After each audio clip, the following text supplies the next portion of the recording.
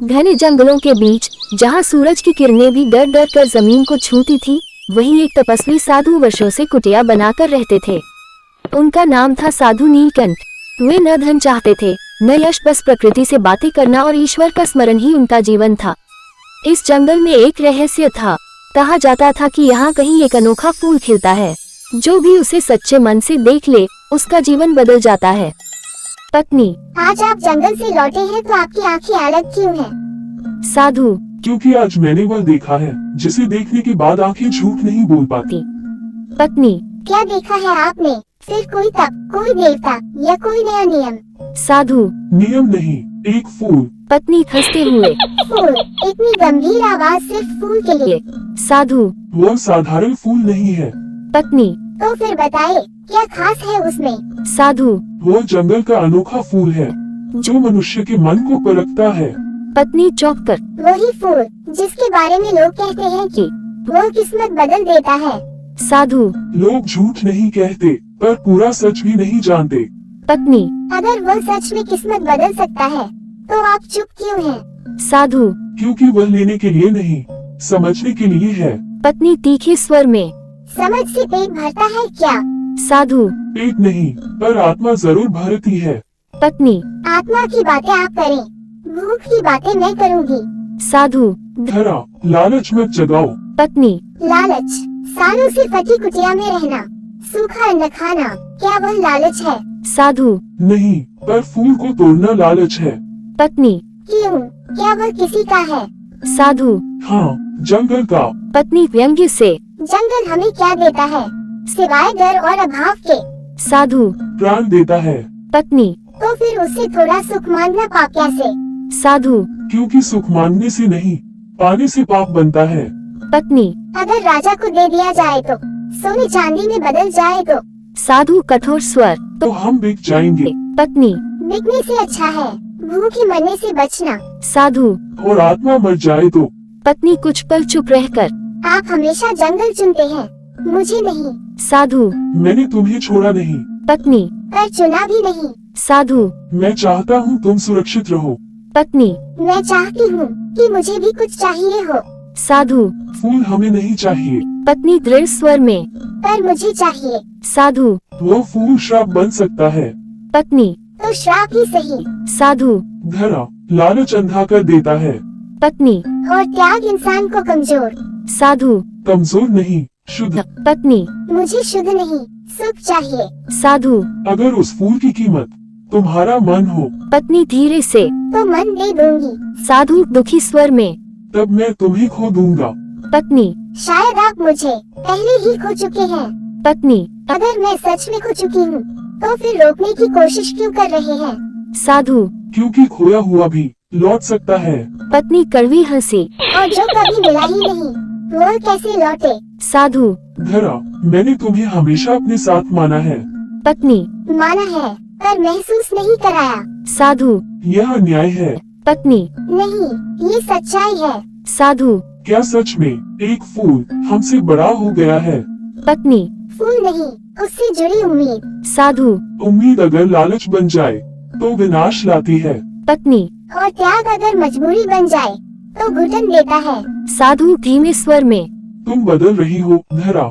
पत्नी: नहीं। नहीं, मैं वही हूँ जो कभी बोल नहीं पाए। साधु: अगर तुम उस फूल को छू लोगी, तो जंगल तुम्हें स्वीकार नहीं करेगा। पत्नी: मुझे जंगल की नहीं, अपने जीवन की चिंता है। साधु: वो फूल बदले में कुछ न कुछ लेता है। पत्नी: तो ले ले। साधु: अगर वो तुम्हारी शांति ले, पत्नी: मेरे पास है ही कहाँ? साधु कांपती आवाज में: अगर वो तुम्हारा मुझ पर से विश्वास ले ले। पत्नी कुछ पल चुप: शायद वह पहले ही कम हो चुका है। साधु: मैं तुम्हें चेतावनी दे रहा हूँ।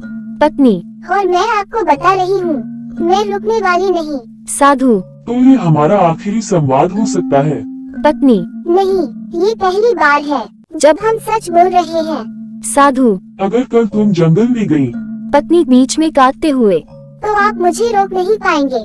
साधु: मैं प्रार्थना करूँगा। पत्नी: और मैं फूल मांगूंगी। साधु: प्रार्थना में शक्ति होती है, पत्नी: और लालच में हिम्मत। साधु: हिम्मत और अंधेपन में बस एक कदम का फर्क होता है।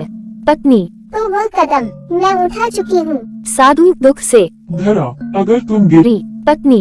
तो दोष मेरा होगा, आपका नहीं। साधु। मैं फिर भी तुम्हें बचाने आऊंगा। पत्नी धीरे से। यही तो बात है, आप हमेशा देर से आते हैं। पत्नी। आप आगे आगे चल रहे हैं, डर लग रहा है क्या? साधु। डर जंगल से नहीं, मन से लगता है। पत्नी। तो फिर रुक जाए। साधु। रुक गया तो तुम्हें खो दूंगा। पत्नी। और अगर चलूं तो? साधु। तो शायद खुद को खो बैठोगी। पत्नी कठोर स्वर में। अब पीछे लौटने का समय नहीं है। साधु। ये रास्ता हर किसी के लिए नहीं होता। पत्नी। मैं कोई कमजोर नहीं हूँ। साधु। मुझे तुम्हारी ताकत पर नहीं, तुम्हारी इच्छा पर शक है। पत्नी। इच्छा होना अपराध है क्या? साधु। नहीं, पर इच्छा जब लालच बन जाए तो अंधी हो जाती है। पत्नी।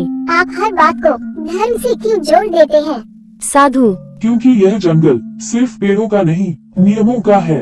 पत्नी रुककर। क्या आपको भी वो फूल चाहिए? साधु कुछ पल चुप।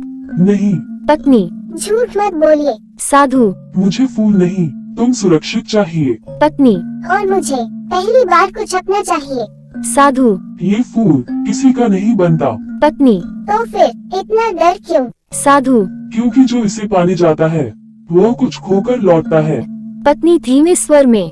अगर मैंने सब खो दिया तो? साधु। तब भी मैं तुम्हारे साथ रहूंगा। पत्नी। तब बहुत देर हो जाएगी। साधु। देर से भी सच बचाया जा सकता है। पत्नी। और अगर सच भूखा रखे तो? साधु। भूख शरीर की होती है, पत्नी। पर तड़प दिल की होती है। साधु। धरा, वो रोशनी देख रही हो। पत्नी उत्साहित होकर। हाँ वही है न। साधु। शांत रहो। पत्नी। इतनी पास आकर शांत कैसे रहूं? साधु। एक। कदम और सोच समझकर। पत्नी। अगर अभी नहीं बढ़ी तो कभी नहीं बढ़ पाऊंगी। साधु। यह आखिरी बार पूछ रहा हूँ, लौट चले। पत्नी दृढ़ स्वर में। नहीं। साधु धीरे से। तो फिर जो होगा हम दोनों देखेंगे। पत्नी। हाँ अब अकेले नहीं। पत्नी। ये जगह, यहाँ हवा भी भारी क्यों लग रही है?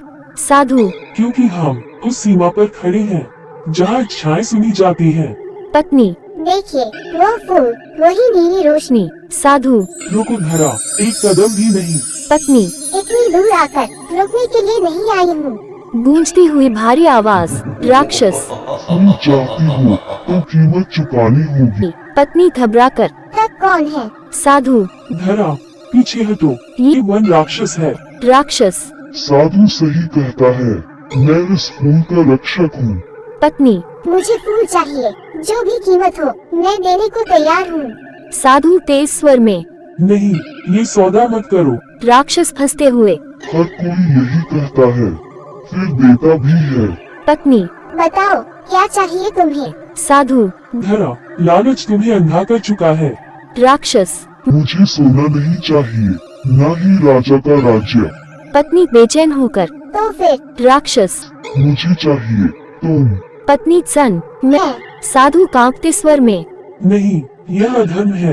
राक्षस। ये जंगल का नियम है, फूल जीवन देता है पर बदले में जीवन लेता है। पत्नी धीरे से। अगर मेरे जाने से सब ठीक हो जाए ओ। साधु। चुप, ऐसा मत सोचो। पत्नी। सालों से मैंने कुछ नहीं पाया, शायद यही मेरा भाग्य है। साधु। मैं फूल नहीं चाहता, ले लो मेरी तपस्या, मेरे प्राण। राक्षस। मुझे साधु नहीं चाहिए, मुझे वही चाहिए जो फूल चाहता है। पत्नी आंखें बंद करके। अगर मेरे बदले आप सुरक्षित रहेंगे तो ये सौदा मंजूर है। साधु चीखते हुए। धरा, मत करो ये। राक्षस। तुमने मांगा था फूल, अब यह मेरा होगा। पत्नी आखिरी बार। माफ कर दीजिए, काश आपने पहले मुझे समझा होता। साधु रोते हुए। मैंने समझा, पर देर हो गई। राक्षस। सौदा पूरा हुआ। पत्नी धीमी आवाज में। फूल मत तोड़ना, उसे रहने देना। साधु। धरा, धरा, राक्षस गूंजती आवाज में। लालच का मूल्य हमेशा कोई और चुकाता है। साधु टूटे स्वर में। हे वन, हे ईश्वर, मुझसे सब ले लो, बस उसे लौटा दो। मन प्रकाश फैलता है। देवी। तुमने पुकारा। है। साधु। साधु चौंक कर। माँ, आप कौन हैं? देवी। मैं। उस फूल की आत्मा हूँ, जिसे तुमने नहीं चाहा, फिर भी जिसके लिए सब खो बैठे। साधु। माँ, मेरी पत्नी को लौटा दीजिए, मुझे कुछ नहीं चाहिए। देवी। फूल अभी भी तुम्हारे सामने है, पर अब कीमत बदली हुई है। साधु। जो मांगे मैं दूंगा। देवी। नहीं, अब मैं कुछ नहीं मांगूंगी, मैं एक शर्त रखूंगी। साधु व्याकुल होकर। कृपा कर कहिए। देवी। अगर तुम इस फूल को हमेशा के लिए छोड़ दोगे, अगर तुम यह मान लोगे कि संसार में कुछ इच्छाएं अधूरी रहना ही पवित्रता है, तो तुम्हारी पत्नी जीवित लौट आएगी। साधु बिना रुके। मंजूर है। देवी आश्चर्य से। मैंने शर्त पूरी नहीं कही। साधु। माँ, अब कोई शर्त भारी नहीं। देवी। तुम्हें न फूल मिलेगा, न उसका यश, न कोई चमत्कार। साधु शांत स्वर में। मुझे कुछ नहीं चाहिए, मैं लालच छोड़ चुका हूँ। देवी। और अगर तुम्हारी पत्नी फिर भी गरीबी में रहे, साधु। तो भी वह मेरे साथ रहेगी, यही पर्याप्त है। देवी मुस्कुराकर। यही उत्तर था जिसका मुझे इंतजार था। हल्की हवा बहती है। पत्नी कमजोर आवाज में। सुनते हैं मुझे? साधु रोते हुए। धरा, हाँ मैं यही हूँ। पत्नी। मुझे लगा मैं सब खो चुकी हूँ। साधु। नहीं, मैंने आज सब कुछ छोड़कर तुम्हें पाया है। पत्नी देवी की ओर। माँ, मुझे माफ कर दीजिए। देवी। जो समझ गया वही मुक्त हुआ। पत्नी साधु से। मैंने फूल चाहा, आपको नहीं। साधु। और मैंने मौन रखा जब बोलना चाहिए था। था। पत्नी। क्या अब भी हम साथ चल सकते हैं? साधु मुस्कुराकर। अब बिना किसी फूल के। देवी। यही सुंदर अंत है। देवी अंतिम वाणी। जो लालच छोड़ देता है, उसे जीवन स्वयं गले लगाता है। पत्नी हाथ थामते हुए। चलो घर चलें। साधु। हाँ। हाँ, अब घर जहाँ तुम हो, सुंदर सी। सच्चा चमत्कार किसी फूल में नहीं, बल्कि लालच छोड़ने के साहस में होता है।